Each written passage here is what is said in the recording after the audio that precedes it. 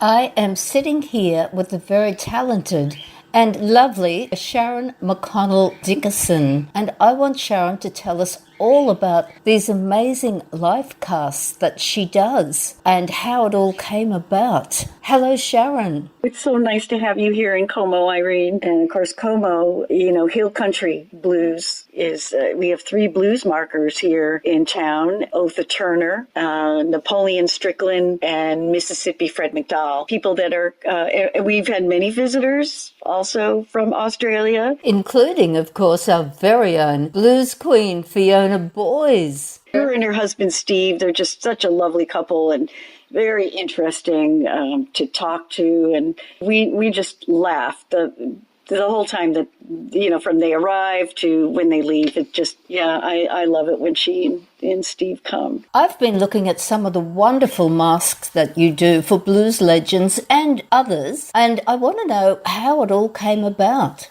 It came about as because of a trip that I made to Mississippi. I was living in Santa Fe at the time in New Mexico, and I had a friend that I hadn't seen in like 25 years and was really into blues and had moved to Mississippi.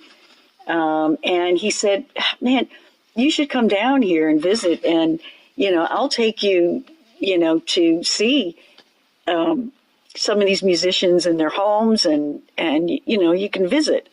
So I made the trip, and Greg Woodcox was my friend who introduced me to a lot of these musicians. And he said, Sharon, you cast these figures and of people. He said, but I think it would be amazing if you cast the faces behind the blues that you love.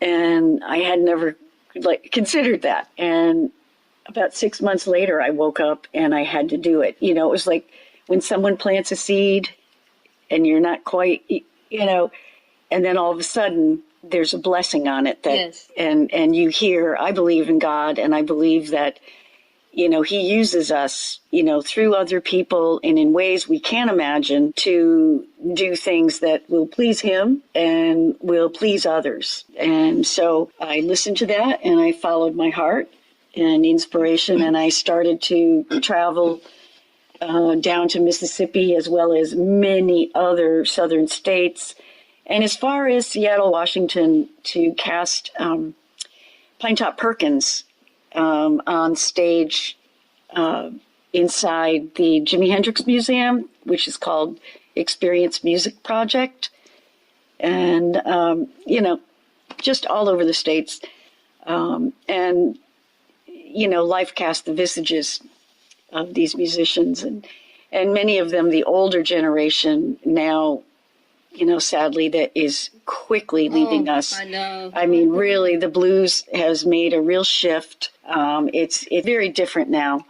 And certainly the experience of the musicians, the older musicians, were often, they were sharecroppers or, descendants of slaves. And many of them that I cast were born on plantations, worked on plantations, and had experiences throughout their careers where, segregation, was still just a lot of social injustice. And I just can't imagine the times that they lived in. But a life cast, just for some of your listeners that may not know what a life cast is, I use the same materials as the artists in special effects for film, where there's a molding material that you apply directly on the skin of the person that you're casting, and then several other layers of materials that create a hardened shell is applied. And then once the materials cure and set, the mask is removed from the face. Quite like I compare it to photography, but three-dimensional photography, where you have a negative, which is the original mold, and then you make a positive inside that mold with plaster, and then you have your positive, similar to like you would have your print. So the mold is like your becomes your film, like your negative, and the face becomes the... Of all those faces that you've done, do you have one favorite? No, because each one, just holds a special impression on my heart. Yes. And, experiences so many, with them. And, there's something that is translated in the mask that is evident when you see them, and that is their spirit. What animates us in life. We're given at birth. We're given spirit, that we're live beings, and of course we have souls, but the spirit is what animates us, and I feel like, and of course that's intangible, but in the mask it really captures that, and it's very evident in the mask. Something that's intangible and making it tangible. And when you're touching someone's face, you're doing a life cast. My fingers study every surface, contour, wrinkle, crevice of the face. And it's a very personal, intimate kind of thing that they've left us to remember them by. How many have you done? Over 60 now. Wow. Yeah. But I do have a funny story. I became very close with Bobby Blue Bland. And I called him one day I kept in touch quite often, and his wife answered, and we talked, and I said, can I say hello to Bobby? And she said, oh, no, not now. He's watching his program.